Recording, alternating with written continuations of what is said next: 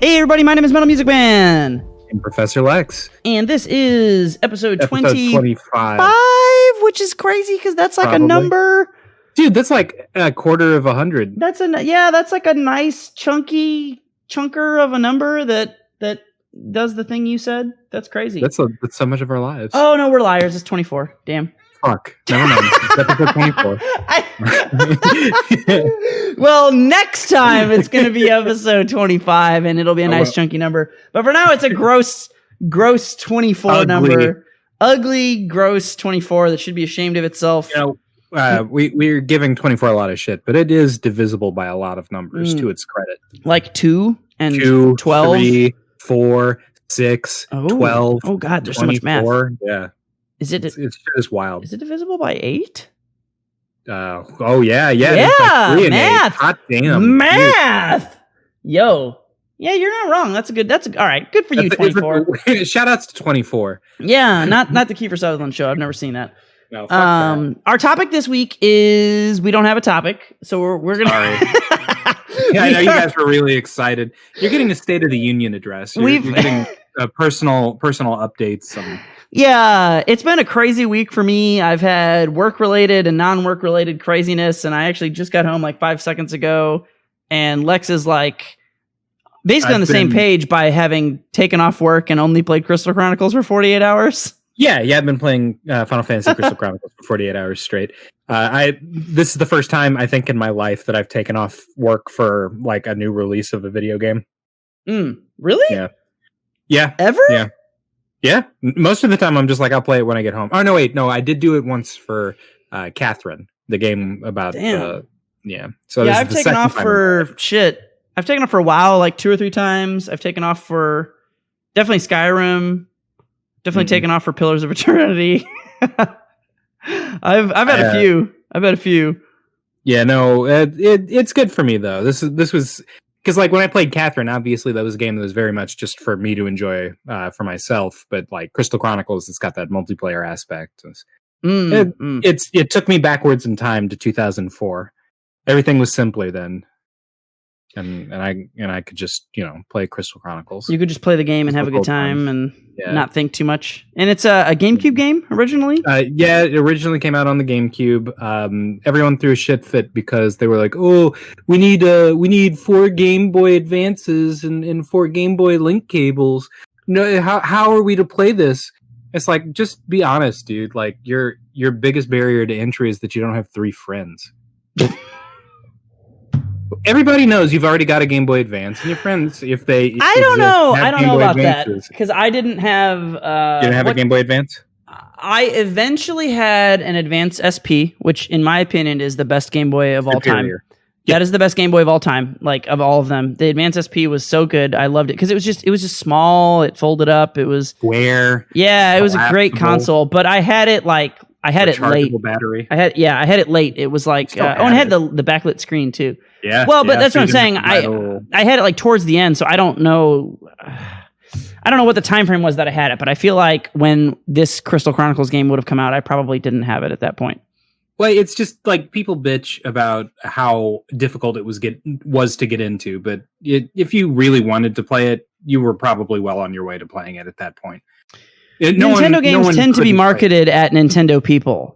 They tend to have the things already. Yeah, they already did. Like Jeff never had a GameCube, never had a Game Boy Advance, but I just borrowed my little brother's because I know people and have friends and maintain relationships like a healthy social individual. My brother and I both at one point did both have SPs. But yeah, again, okay, hang on. We got to Google this now. Okay. So you said it was 2004 is the release date, right? 2004. Yeah. So I'm gonna look up Game Boy Advance SP release date. Shit, 2003. I think you win the argument. I thought the Advance SP was too late to be functional. Nope. You win the argument because it would have just cost 2 link cables for what, $10 each or something. Who cares? Exactly. Yeah. Okay. You win the argument. $2 link cable. So like, there's a VG Cats comic that I'm going to show my age. Did you ever read VG Cats? It's a webcomic. I feel like I have seen it. I'm going to Google it to see really quickly if it's the one I'm thinking of that it is. Careful, because I don't know if he still updates his main page or if he just draws porn now. Is this the guy? Is this the guy that does the porn too? What's his name? Scott, I think. Oh no, that's not what I'm thinking of. Then I don't know. No. I have seen this comic before. I do not regularly read it, but I have seen it. Yes. Yeah, and it so doesn't remind me of porn, so I don't know. He called it like this. He has a comic where he accused Final Fantasy Crystal Chronicles of being like a cash grab and greedy Nintendo out to get you. And I was just like, man, just find 3 friends, just play the game. It's fun. But like, okay, so they did do a lot to ease the barrier to entry. The game is $30, which is $20 less than when it came out. Yeah, okay. $30 now if you want to go PSN, Switch, and you don't Apple, need a Game Boy Advance any longer. You don't. No. How does that work? How does that work? How does the gameplay differ now? Yeah. Let me take you back in time to 2004. Okay. When you grabbed your 3 friends that you definitely had, you would go. Everyone would sit around the same TV. One GameCube. There's no. I mean, it had a LAN adapter, and you could hypothetically connect it to other, but you couldn't do it for this game. I did do that for Double Dash because I had so many friends. Double Dash was Double Dash is so fucking good. Double Dash is. Why did they ever go away from the Double Dash mode of Mario Kart? Like the 2-person is so much more fun. Better. Anyway. Yeah. So let me paint the stage for you. All gather around the one TV on one GameCube. Everyone's got their own Game Boy Advance. It's plugged into their Game Boy Advance link cable, and then like on the screen, you run around and fight monsters, and one of you has to carry the chalice, but you can set the chalice down. And that creates like a mobile arena that you carry around, and you walk up to monsters, you beat them to death, and cast magic, and they've got like a neat teamwork spell casting system. So it's a little timing based, but like one person puts down a fire spell, and the other person comes up and at the right time puts their fire on it, and it mixes and makes a Firaga spell. And screen lights up, and you feel like a wizard. So you have team combos. You have team combos. That's sick. Yeah, yeah. It sounds like it might be the precursor to like Magicka or something. Maybe I can't comment on that. I don't know what Magicka is. Oh, okay. I'll pin that for later. Okay. As we're free styling, spitballing. I combined those and then made it about how neither of us is wearing underwear. Anyway, yeah. I can't. I didn't check you before I sat down. But anyway. Yeah, the users don't know we've been naked on every one of these podcasts. Every podcast. Yeah. Yep. How that changes the experience for you guys. I'm really happy for you.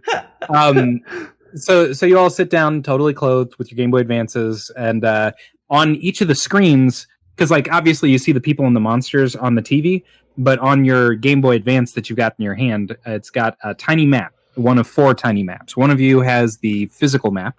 One of you has the enemy map that shows where enemies are. One of you has a treasure map so that you can find all the treasure chests to pick up all the artifacts.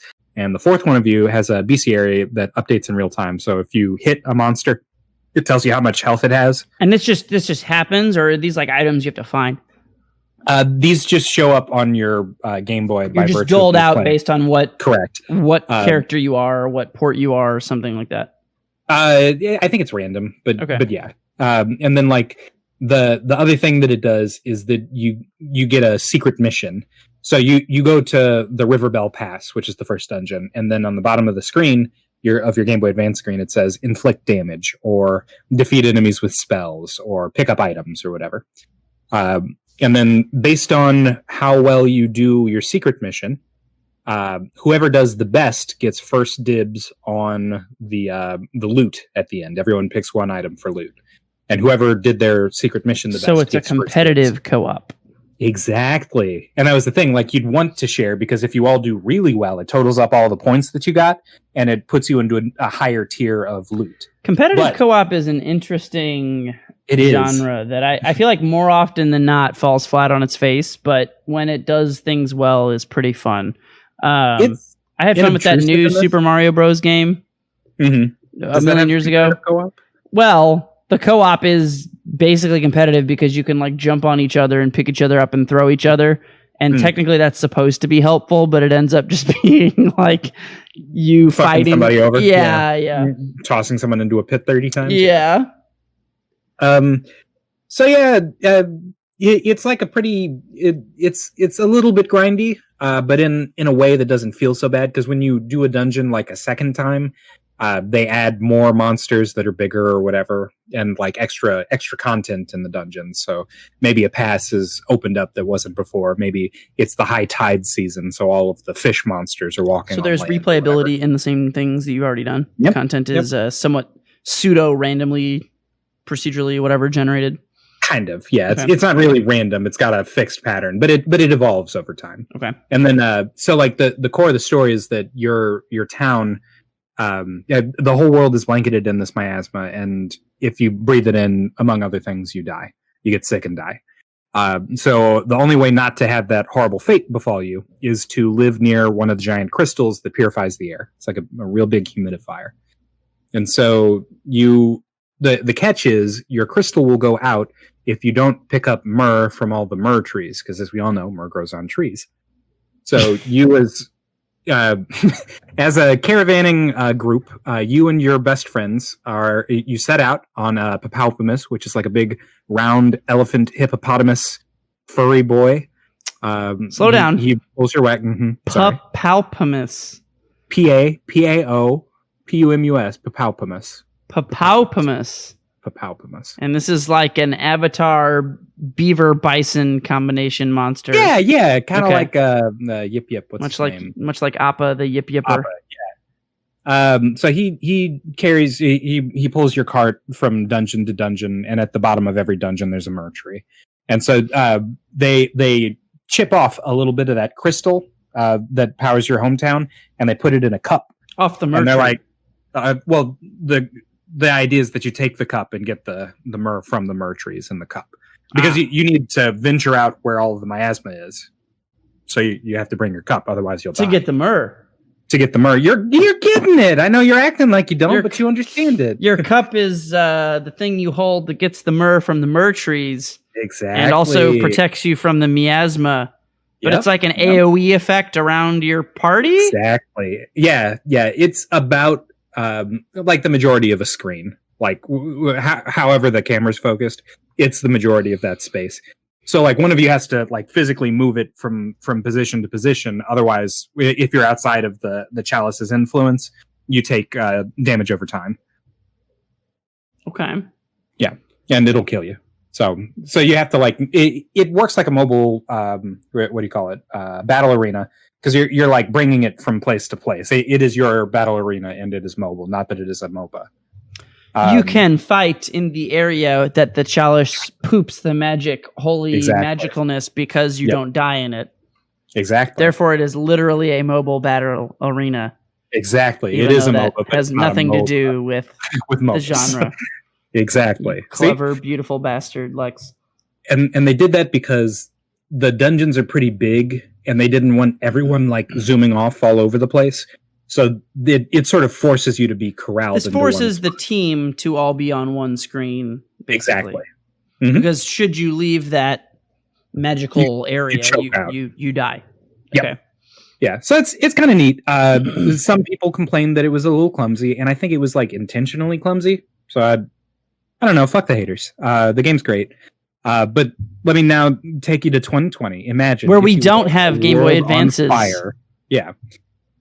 So they've developed the technology to display your hidden mission on your screen, and other people can't see it because it's your TV. But the catch is that now only one person can be on any television. They have eliminated local couch co-op. There's no more couch co-op. All right. Brief aside for the fucking eulogy of couch co-op.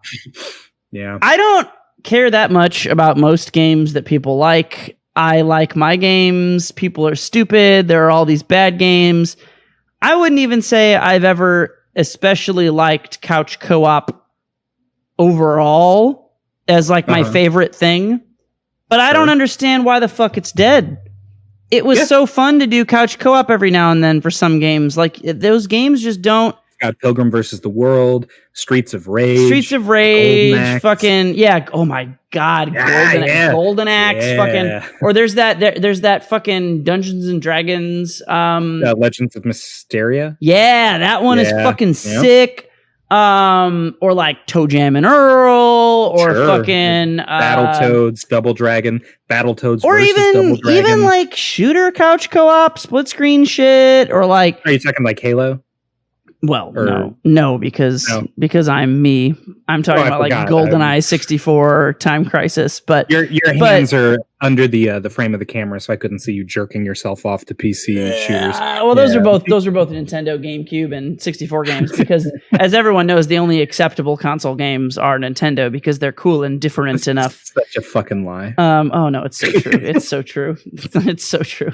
Let me continue to tell you why Crystal Chronicles. There is a reason that most people who are PC game elitists are like, oh, but those Nintendo guys, they're pretty neat. I like those. Like, there's a reason I play like computer games and Smash Brothers. Like, there's a correlation to that. But anyway, couch co-op is dying, and that's horseshit. That's horseshit. It is. I should be able to sit here and play with my friends. Now, it's not entirely the end of the world because you can play on your cell phone. And the Switch is mobile, so you can do Switch, right? Yeah, I know you're making that face, and that's fair. You can download on Apple and on Android. You can get Final Fantasy Crystal Chronicles, and they've got cross-platform play, so you can play one guy on a Switch, one guy on a PlayStation, one guy on an Android, and one guy on an iPhone. Wow! Yeah. That's a whole other thing. It's weird, but sure. Yeah. They have cross-platform play with Android and Nintendo? Yeah. That is shocking. Isn't it? Hats off to whatever lawyer pushed that through. Gave that the okay. But maybe I'm lying to people. Maybe it's not actually on Android. But I think it is. I'm pretty sure. Yeah, at either rate. I'm looking up Crystal Chronicles cross-platform right now. Okay. I will let you know. Okay, so you go ahead. You research. Yeah. I'm doing support role this week, baby. Nice. So they've got two versions of the game. The base, real version, full version of the game is $30, like I said. They also have the light version of the game. You look like you've got the answer. Do you not? It confirms that cross-platform play exists and that you can play with anyone who has the game regardless of their system. I am now confirming what systems it is released for. Okay. Yeah. So they did lower that barrier to entry, and since they came out with the light version of the game, which is totally free, as long as someone has paid the $30 for the game, you can visit the majority of the dungeons. You are not crazy. Switch, PS4, iOS, and Android, all cross-platform. Yeah. Wild. Good for them. Good for them. No, seriously, it's so good. Anyway, what was that you said? As long as somebody's played it, you access the majority or something? Yeah, as long as someone has paid for it. As long as someone has paid the $30 for the game, anyone with the light version of the game can play everything except for the last dungeon, which kind of makes sense. And the light version is free? Dungeon. Totally free. 100% free. You can download it on your cell phone now. That's sick. That's good. That's good design. And that helps with the thing you're talking about not having friends and da-da-da-da-da. Yeah. Everybody has some device. It does help with that because it does absolutely, and that's a lot like how when we were looking at the Dungeons and Dragons stuff when I was showing you on D&D Beyond, I can group share content to you because I've purchased it. Exactly. That's sick. That's really sick. Is. I don't give a fuck about this game, but that's really cool. I don't know anything about it, but that's neat. Here's the catch. Your characters progress by gaining artifacts. There aren't levels in this game. You aren't a level 53 paladin or whatever. You pick your character's race, and then you pick your character's family's occupation. So I come from a long line of alchemists, right? And I'm a clavat. A clavat? Clavat. It's basic white bread person. Oh, you have a sword and this. a shield. Yes. You are a white person, or you are a exactly. What is it? What? Give me your race breakdown for this game. There are 4 races in this game. There's Clavats, who are boring white people, and I am one of them. There are Selkies, and the Selkies are sneaky white people from the desert, but still white people. But still white people. Then there are Lilties, and the Lilties are like they're the oldest race, I think. They have the Lilties aren't like rappers. No, not Lil Iced Tea. Okay. So the Lilties, they have like weird plant heads. and they're like short and stereotypically quick to anger, and they have spears. So yeah, that's a thing. Anyway, they exist, and they are merchants usually. And then there's the Ukes, and the Ukes present as tall bird people in suits of armor because they've got like feathers and armor that you can see, but they won't let you see inside the armor because they're probably like spirits. They're also white people. They might be white. Just people. more white people. White people and plants. The game. The game. So those are your 4 races. Then you pick an occupation. Your family. Every time you finish a dungeon, a Moogle. You know what a Moogle is, right? Just Google a Moogle. Like Moogle. Like from Harry Potter? No, there's no Moogles in Harry Potter. Aren't there? No. Muggles. You're thinking of Muggles. No, a Moogle. Moogles are cute. Muggles are. Do you not know what a Moogle is? Yeah. Oh my god! It's a cat bunny.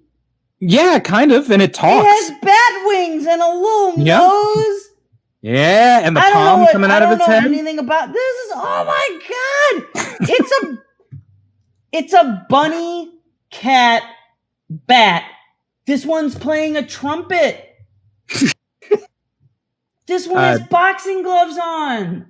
And they operate the USPS, except it's like Final Fantasy Postal Service. This one has, oh my god. This one's got a hoodie and a clown nose. What is that? I feel like you're looking at tactics now. Final Fantasy Tactics. There's a little cat. Yeah, they're great. Bunny. We love them. Okay, I've never heard of this. Is this a Final Fantasy thing? Yep, recurring. I'm not going to say enemy. Recurring race, creative person in Final Fantasy. And if I take the head off of the Moogle suit, do I expose a white person within the body? Is Final Fantasy like actually a white power fantasy game? Because that's what I'm getting. No, because they've invented black people. Just they've invented them.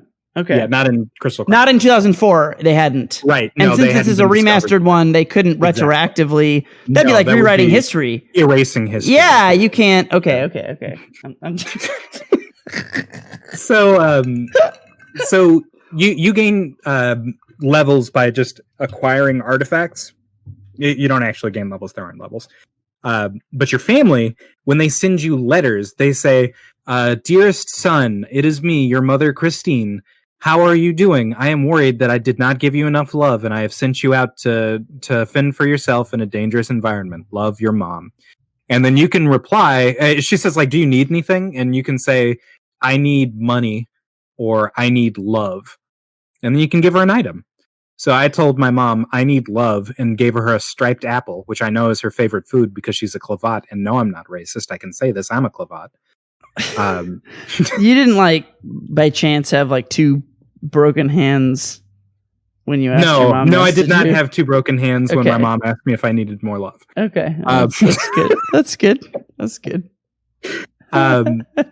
So that changes your family's affinity for you. And as their affinity increases, they get to do better stuff. So like my dad, he gave me a recipe to create like a shield, like a real basic iron shield.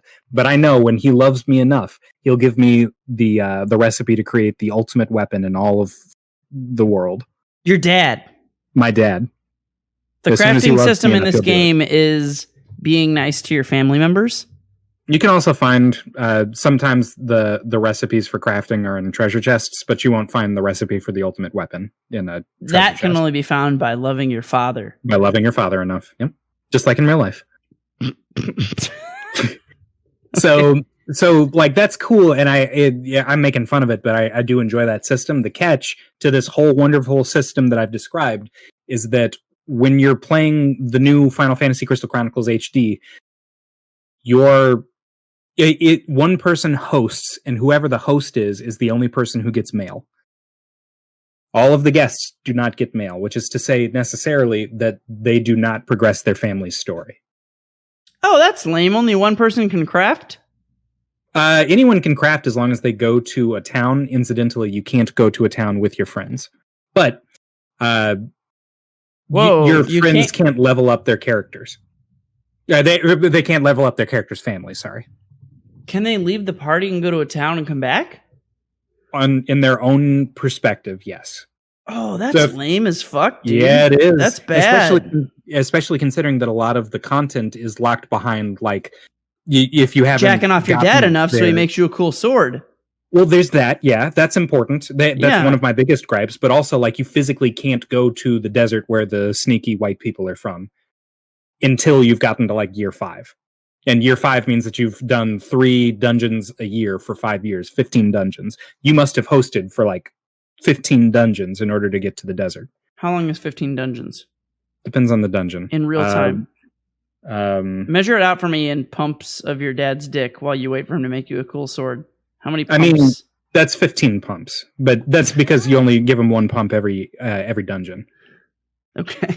Yeah. That's bad. That's really, really bad, right? It is really bad. That's super bad. That's like enough that I wouldn't want to play it, maybe, because you're playing this cool game that's awesomely cross-platform multiplayer, but then you can only, you can help your friend level up, but you don't get to?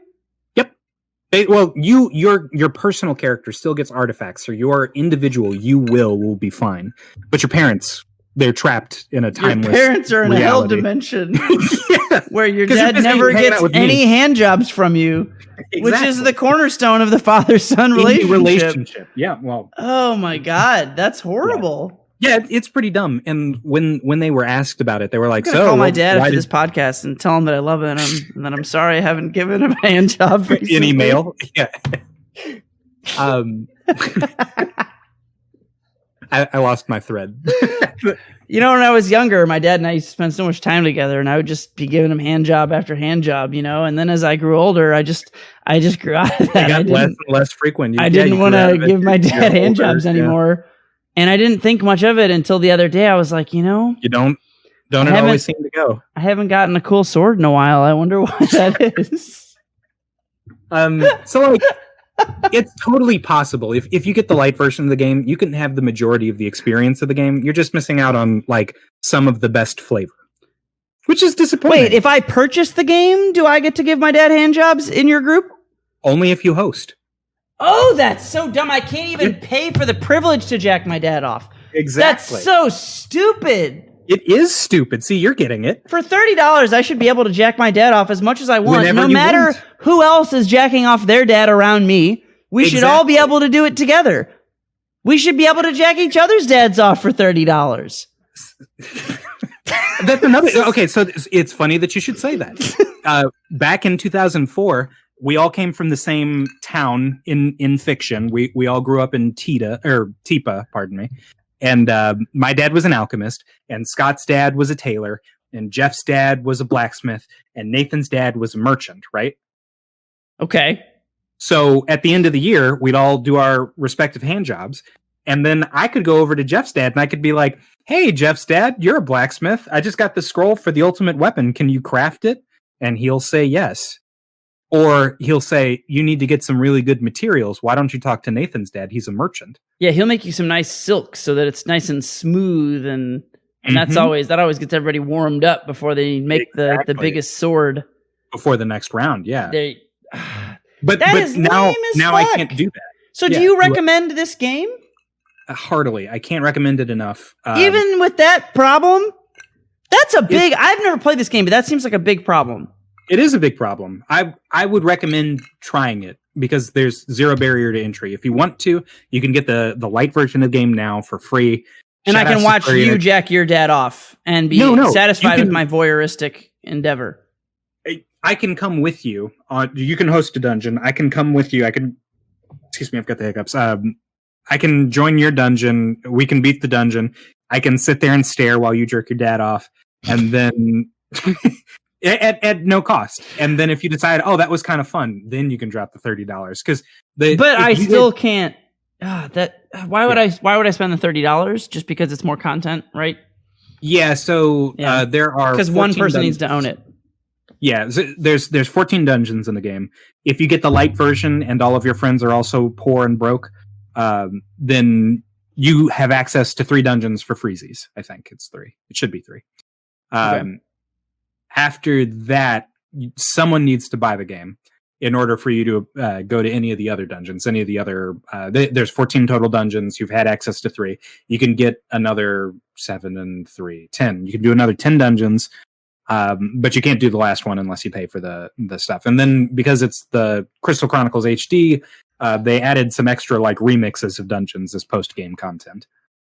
Which is like really good, and it just really fucks the crafting system in multiplayer. Yeah, ultimately still a good game, but that's such a weird limitation, though.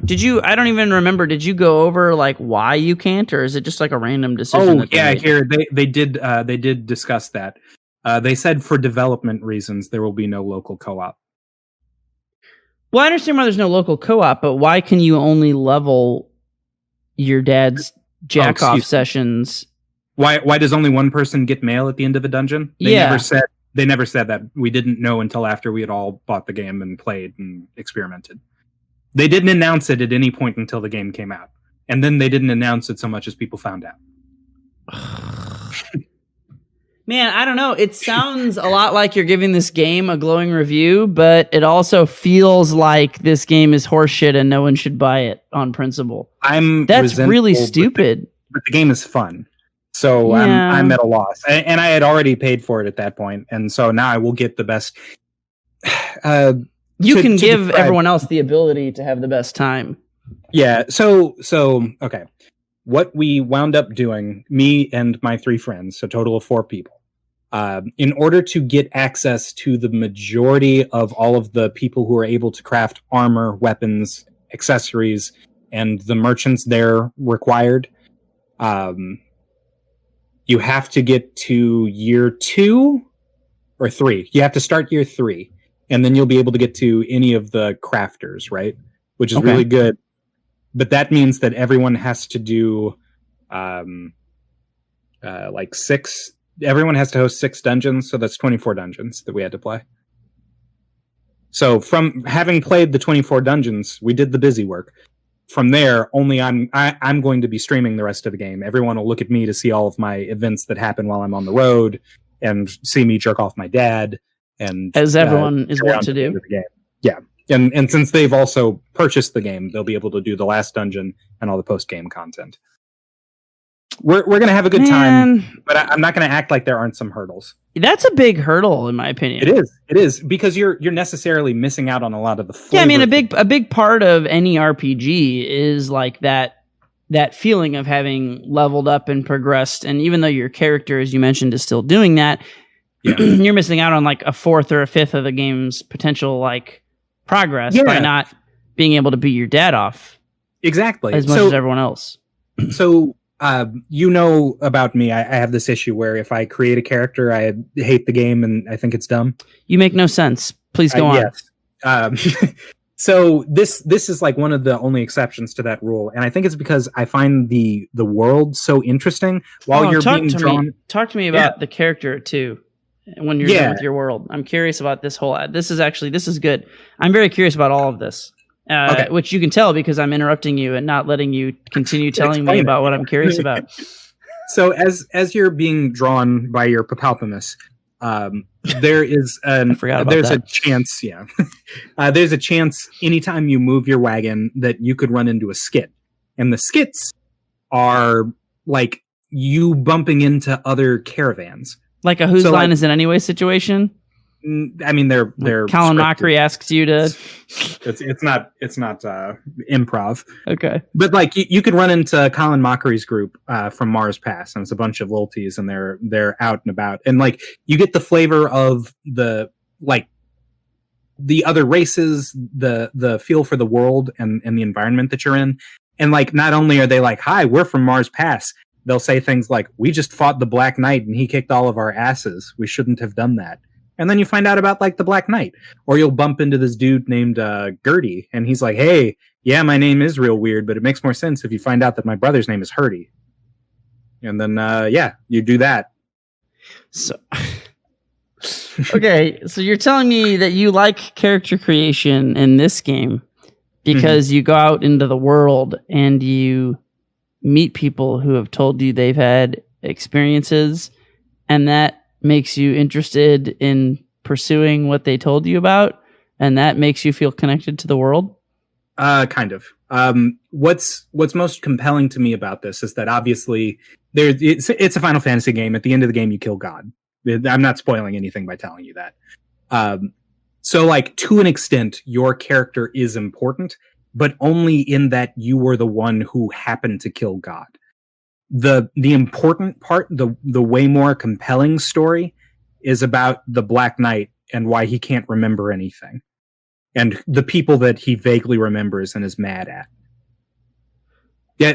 Okay. So you're interested in this because your character isn't the dude. Is that your point? Yeah.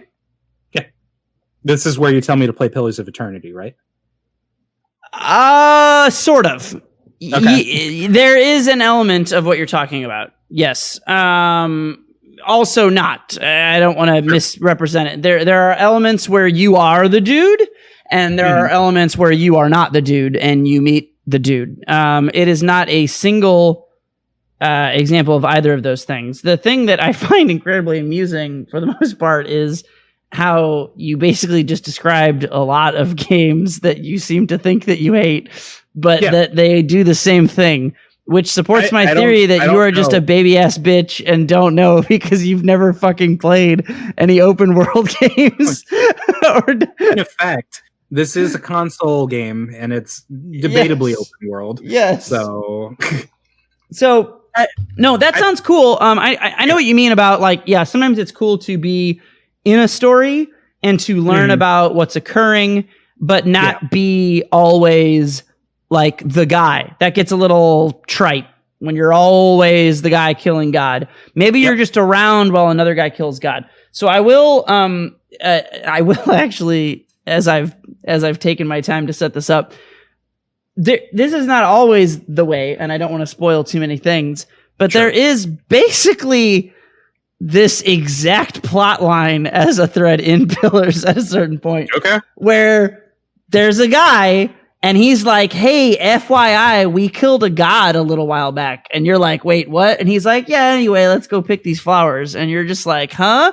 And then later you like meet another dude who's like, yeah, I built the bomb that blew God up. And you're like, huh? And then in Pillars 2, after you do some stuff with that guy, you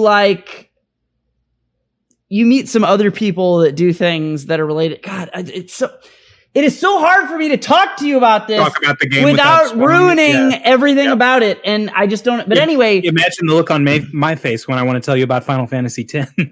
I do need to play that game. Yeah, I do. You should. But yeah, man, there is similar. You're so wrong, Alex. You're so wrong about open world games and about like all this shit. You just have played, character creation. You've just played like some bad, dumb, shitty games that have fucked you. It's like you just played, like, you got into fighting games in 2018 and the only thing there was Street Fighter V. And you were just like, I don't know, man. Sucks. Fighting games suck. Yeah, there is some good shit. And like, there are plenty of games where you're right, where you are always like that guy, but it's not. It's a lot more nuanced than that. That can be fun too. Yeah. There's nothing wrong with being that guy, but I think it can be old though too, right? Yeah. If that's always, you're always like, oh, I'm the savior, the one guy who would have thought. Yeah. I get that. That's super legit.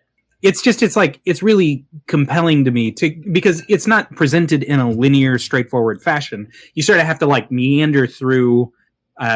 Picking up Myrn, collecting more, and like take the bits and pieces of all of the different disparate cutscenes and form them together in your own head to get a full sense of the world. Because like the story for Crystal Chronicles is surprisingly dark and surprisingly sad, and you don't get that by not looking at the skits and piecing together. You could miss it. You like games that you might miss the.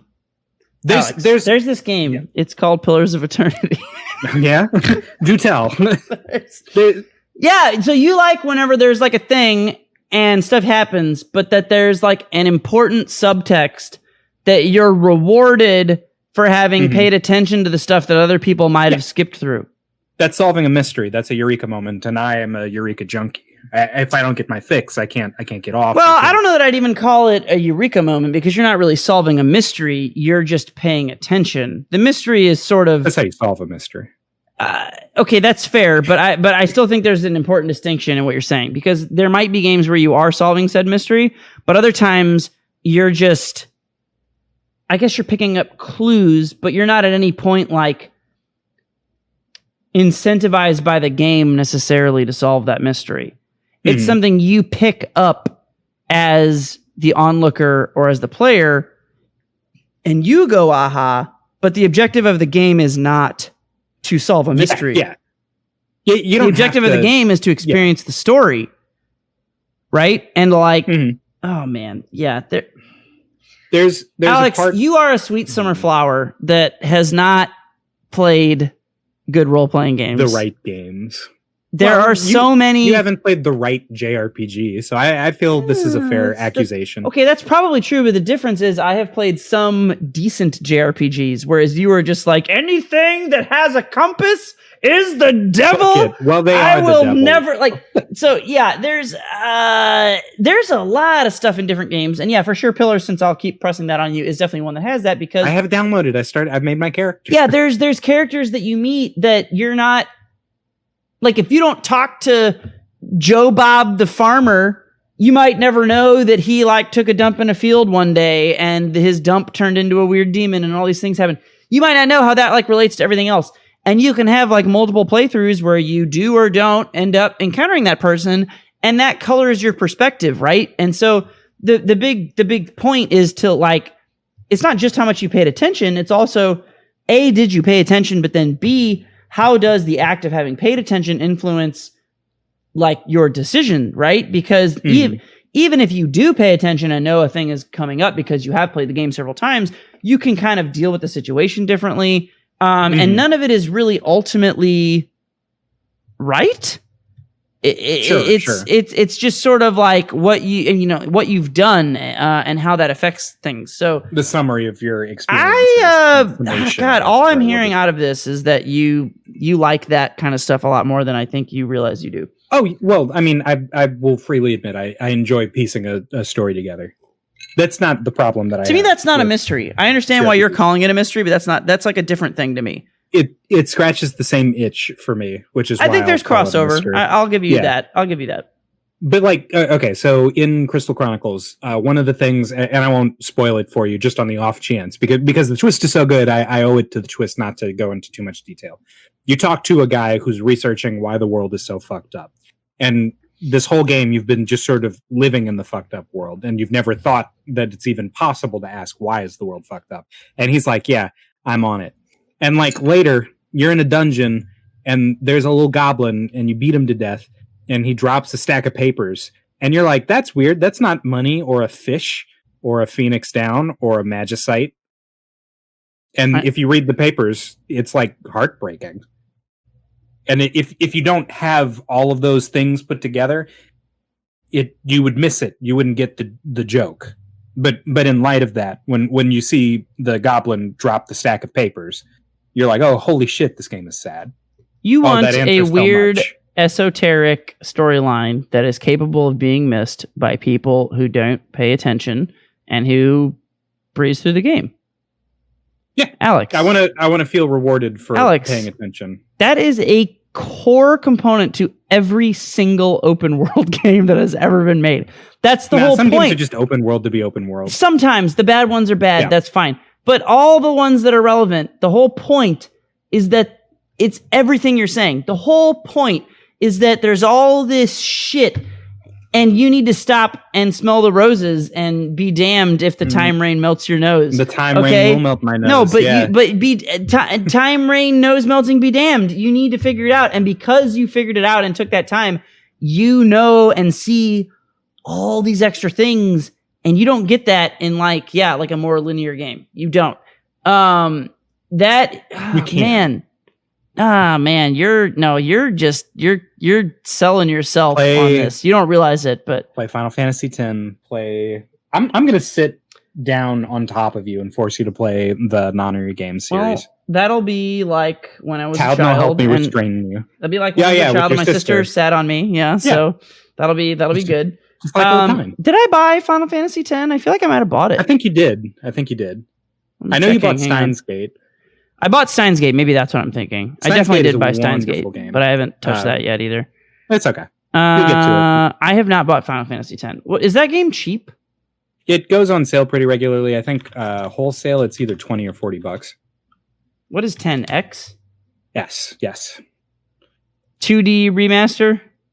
Final Fantasy 10/10-2 remaster. HD, whatever. Yes, 10/2 HD. It's 30. I'm putting this on my wish list. It goes on sale if it goes on sale, it already is. So I just haven't gotten a notification. Okay. I'll check it out. I think. Oh man, I don't. The problem that I'm worried about with you is like you're just gonna like if you've only created your character and done like the first like 5 seconds in Pillars, like the problem with those games with everybody, and it'll be an extra problem for you. I think the hardest thing about those games is establishing a foothold, building the investment in order to feel the need to get through the rest of it. They're the best thing ever at whatever point you feel like, but that's to me why character creation is so important, because that increases your likelihood of having that investment. If you really... It incentivizes you really build that thing that you think is cool and it makes you care about what's going on and the way you interact with people, that increases it. But I would be a liar if I didn't acknowledge that is also one of the biggest flaws of those games as a genre. Those stereotypical CRPGs is like a lot of people play them for 45 minutes or an hour and they're just like, I don't care. I don't know that is necessarily something that I would call specifically a flaw. And I say this as a visual novel fan, because from my perspective, that initial requirement for investment is just like the cost of doing business. Like that's the price of getting to experience the rest of the game. So like Umineko is this wonderful visual novel. I hate that I know the full title of that is When They Cry. Umineko When They Cry, Chiru. I don't even know what it is. I don't know. Why do you know that? Because I talked to you. Yes. Oh. I've never played this game. I could not pick it out in a lineup. I couldn't tell you what kind of game it is offhand, but I know from speaking to you and hearing you say it that the next thing that follows Umineko is the phrase When They Cry. It's part of the When They Cry series. There's Higurashi When They Cry, Umineko When They Cry, and then now Seconia When They Cry is the latest one that came out last September. But like Umineko, great game, phenomenal game. The greatest mystery story ever told. It's a perfect ode to And Then There Were None, the classic Agatha Christie novel. The game's like 80 hours, and it takes a solid, like, depending on how fast you read, 3 to 5 hours to get good. You're going to be sitting there. Build up. Yeah, it's a murder mystery. So from the time that you start reading to the time where someone gets murdered and the game is interesting. The price of investment, right? Yeah. Like the upfront investment. Price is huge. Price of admission, excuse me. Yeah, you're going to be sitting there reading it and not having a stellar time, but there's nothing that can be done. Some of the best games have to have, you can't. Yeah. Yes, I agree. Umineko, I had this conversation with Jeff before. He's like, wow, 80 hours. I couldn't ever see myself doing that. And I was like, that means you're a sucker. And he's like, yeah, maybe if they edited it. And I thought, and I've read the whole thing, I don't know how you could save a single sentence in that 80-hour game. It's as long as the entire Harry Potter 7 books 1.5 times. Wow. Yeah. That seems unbelievable that you couldn't save a single sentence. In fact, I don't believe you, but I do. I do understand your point. I tell you what, you go ahead, you read it, and then you tell me what sentences you think they could do with that. Solid argument. I don't know, man. Like, I think that is like sort of the struggle. I feel like everybody has a game or an entire genre of games or a series at least that they just love so much, and it's just hard to get people into. And like, for me, it's definitely Pillars and the Elder Scrolls series. Those are my 2 big ones. I have given up hope of ever convincing someone to read Umineko. Which is just if I keep remembering the words in order, maybe someday I'll be 80 years old. We won't have talked for years. It'll be Street Fighter 22. Yeah, it'll still be Street Fighter 5 season 22. It'll still be Street Fighter 5 season 22. Crouch Hard Punch has been deleted as a button. And every Sonic Boom has been replaced with a Urian shoulder tackle and Jab's crush counter. And and I'll be like, Alex, you son of a bitch. I know we haven't talked in years, but I just read Blue Bee Blecko when they cry. When they poop. And you'll be like, who the fuck are you? And, who is this? How did you get this number? Or no, you won't even say that. You'll respond to me. You'll respond. You'll be 80. You'll have lost your mind. You're only capable of communicating in what doctors think are some foreign made-up language that only you know. Mm-hmm. And it'll take me finding you in the nursing home to tell them that it's Skullgirl's combo notation. And he just doesn't know why it's dropping. And they'll be like, wait, you understand him? And I'll be like, only a little. I think I know what this is. And that'll be how I bring you back to life. Thank you. I appreciate that. 2060 or whatever. 2070, 2050. Oh God, what a hell future we have awaiting us. It's looking up, man. I don't know, man. Crystal Chronicles seems pretty neat. I actually I'm still like in a WoW vortex. I probably will be for a while. You're good. I'm not gonna force you to play it right now. But the fact that it's on like Android and Switch and it's free, that's enticing. Even though I don't get to jack my dad off, like right, like I could get by watching you jack your dad off. That's exactly enough. Yeah. Well, and I'm sure you'll give me like the fruits of your labor. Exactly. You know, when your dad jizzes that awesome sword, like if that's a good sword for me, you'll let me have it. So maybe. Well, it depends. Are you going to be a white person? I mean, probably. I mean, why not? Right? You're gonna be a boring white person. Well, I mean, do I have to play what I am? Well-rounded. No. Am I forced to cosplay myself in a game? Yeah, we're gonna make you do that. Gun to your head. I don't know. All the races sound really similar except plant people to me. None of them sound appealing, if I'm being honest. I didn't do well to explain it. So everyone's got an attack. There are 3 stats in this game: attack, magic, and defense. And defense determines whether you lose a half heart, a whole heart, or 2 hearts, or whatever when you get hit. Attack it's like a Legend of Zelda style heart system. Yeah. Okay, but the game is turn-based or no? No. Okay. Active. Yeah, cool. It's sort of like a dungeon crawly type multiplayer Legend of Zelda, like Zelda 4 Swords style. Yeah, kind of. Okay. So like everyone's got a different defensive action. All the races have different defensive actions. Since the Clavats have shields, they hold up their shield, which protects them, but only from the front. Selkies, the sneaky white people, they do backflips. And when you do a backflip, you're completely invulnerable, but it's got recovery. Right?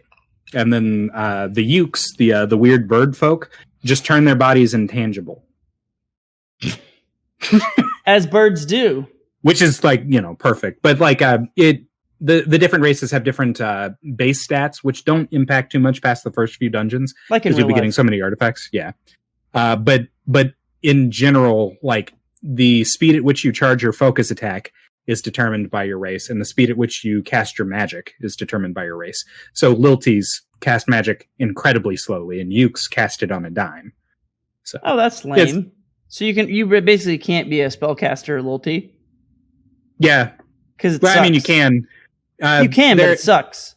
It'll suck definitely at first. It'll suck generally for a little bit, and then it stops sucking once you have access to different weapons and artifacts and accessories that change your casting time. So you can outgrow the confines of your race if you submit to capitalism? Exactly, if you submit to capitalism. Okay. Yeah. That's good. As long as all is right in the world. Just like in real life. Unlike in real life. No, that's the dream. That's the dream. Yeah, that's the American dream. The American dream. I'll check that game out, man. I don't know if I think we should do We can do the idea that I had next time for that, but I'd be curious to also sit down with you and play. I'd be curious to watch you play Pillars maybe at some point. Oh, you want to watch me? Do you want me to stream it, or do you? I don't really want to per se, because I think that it will be directly inhibiting to you, like doing what is natural. But if that helps me force you through the initial upfront price, then that's a good thing. What kind of hour investment am I looking at? And understand that I'm not too concerned. Dude, the whole game is... I don't recommend this game to anybody, because the whole game's probably like at least 40 hours.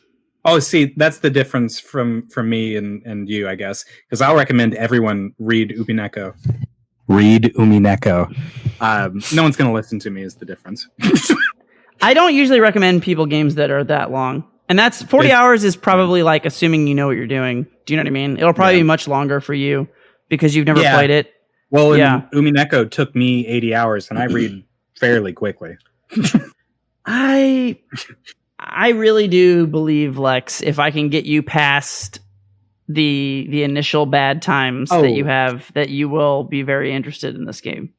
Okay. And if you hate it, it just means that I will find you and murder you in your sleep. No big deal. Oh, that's fair. No big deal.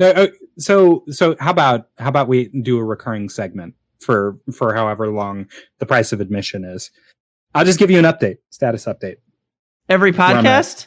Yeah, it won't take long. Okay. Yeah, I can give you like a brief story. You heard it here, kids. Lex is committing. He is going to Pillars the Eternity. I'm going the distance. How long is BioShock? How much more am I asking of you than me? BioShock was like 12 hours or something. I think that's right, because I did it in a couple 3 or 4 hour segments.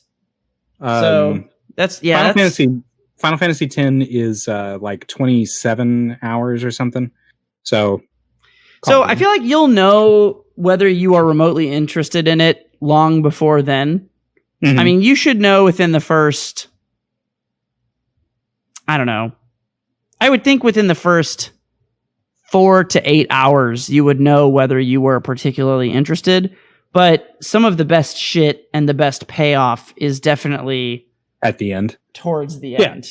Yeah, don't worry. I'll do the whole thing, even if I hate it. Okay. I'll do the whole thing. If it's painful, if it's ugly, if you're just wrong, I'll let you know.